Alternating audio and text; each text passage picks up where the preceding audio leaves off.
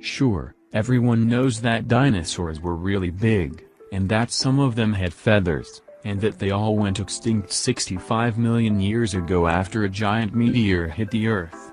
But how deep does your knowledge of dinosaurs, and the Mesozoic era during which they lived, really go? Below, you'll discover 10 basic facts about dinosaurs that every scientifically literate adult, and grade schooler, should know. Dinosaurs weren't the first reptiles to rule the Earth.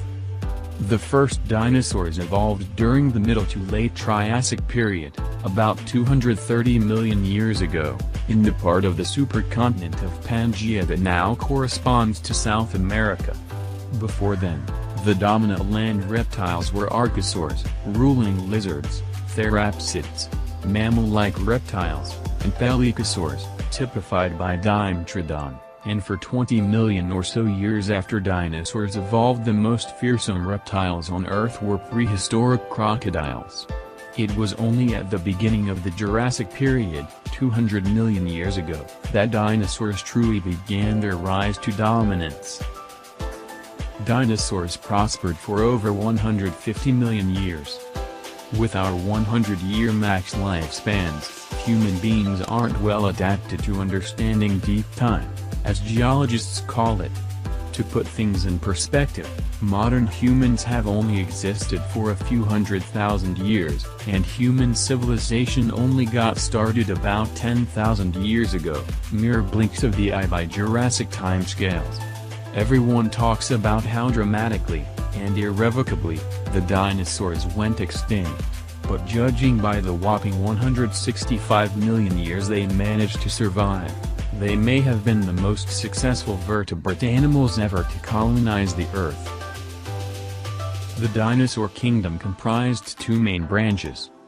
You'd think it would be most logical to divide dinosaurs into herbivores, plant-eaters, and carnivores, meat-eaters, but paleontologists see things differently, distinguishing between saurischian, lizard-hipped, and ornithischian, bird-hipped, dinosaurs.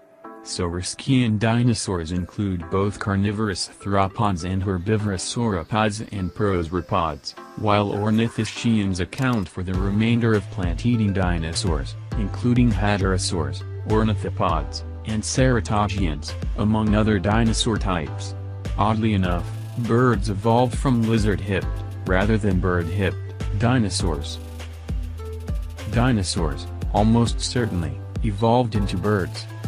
Not every paleontologist is convinced, and there are some alternate, albeit not widely accepted, theories. But the bulk of the evidence points to modern birds having evolved from small, feathered, theropod dinosaurs during the late Jurassic and Cretaceous periods.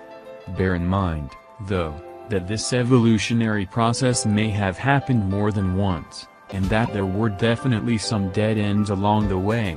Witness the tiny, feathered, four-winged Microraptor, which has left no living descendants. In fact, if you look at the tree of life cladistically, that is, according to shared characteristics and evolutionary relationships, it's completely appropriate to refer to modern birds as dinosaurs. Some dinosaurs were warm-blooded. Modern reptiles like turtles and crocodiles are cold-blooded, or ectothermic, meaning they need to rely on the external environment to maintain their internal body temperatures, while modern mammals and birds are warm-blooded, or endothermic, possessing active, heat-producing metabolisms that maintain a constant internal body temperature, no matter the external conditions.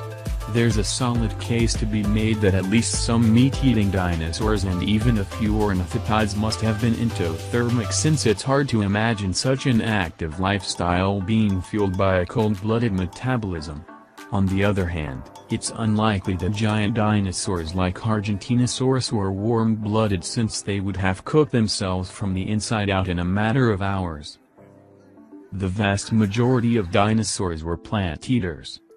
Fierce carnivores like Tyrannosaurus rex and Giganotosaurus get all the press, but it's a fact of nature that the meat-eating apex predators of any given ecosystem are tiny in number compared to the plant-eating animals on which they feed. and which themselves subsist on the vast amounts of vegetation needed to sustain such large populations.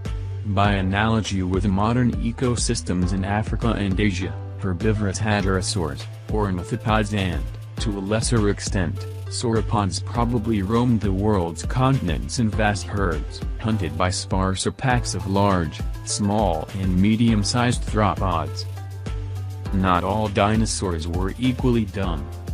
It's true that some plant-eating dinosaurs, like Stegosaurus, had brains so tiny compared to the rest of their bodies that they must have been only a little bit smarter than giant ferns. But meat-eating dinosaurs large and small, ranging from Troodon to T-Rex, possessed more respectable amounts of gray matter compared to their body size, since these reptiles required better than average sight, smell, agility, and coordination to reliably hunt down prey. Let's not get carried away, though even the smartest dinosaurs were only on an intellectual par with modern ostriches, nature's geese students. Dinosaurs lived at the same time as mammals.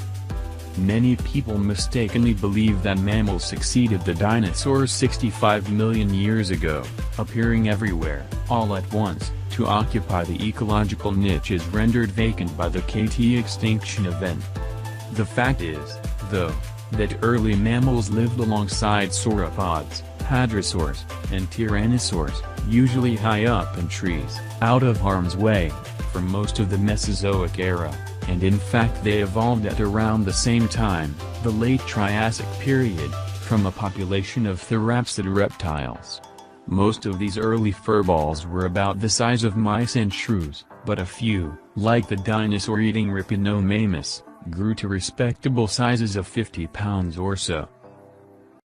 Pterosaurs and marine reptiles weren't technically dinosaurs. It may seem like nitpicking, but the word dinosaur applies only to land-dwelling reptiles possessing a specific hip and leg structure, among other anatomical characteristics. Here's an article explaining the scientific definition of a dinosaur. As large and impressive as some genera, such as Quetzalcoatlus and Liopleurodon, were, flying pterosaurs and swimming plesiosaurs, ichthyosaurs and mosaurs weren't dinosaurs at all, and some of them weren't even all that closely related to dinosaurs, save for the fact that they're also classified as reptiles. While we're on this subject, Dimetrodon, which is often described as a dinosaur, was actually an entirely different kind of reptile that flourished tens of millions of years before the first dinosaurs evolved. Dinosaurs didn't all go extinct at the same time.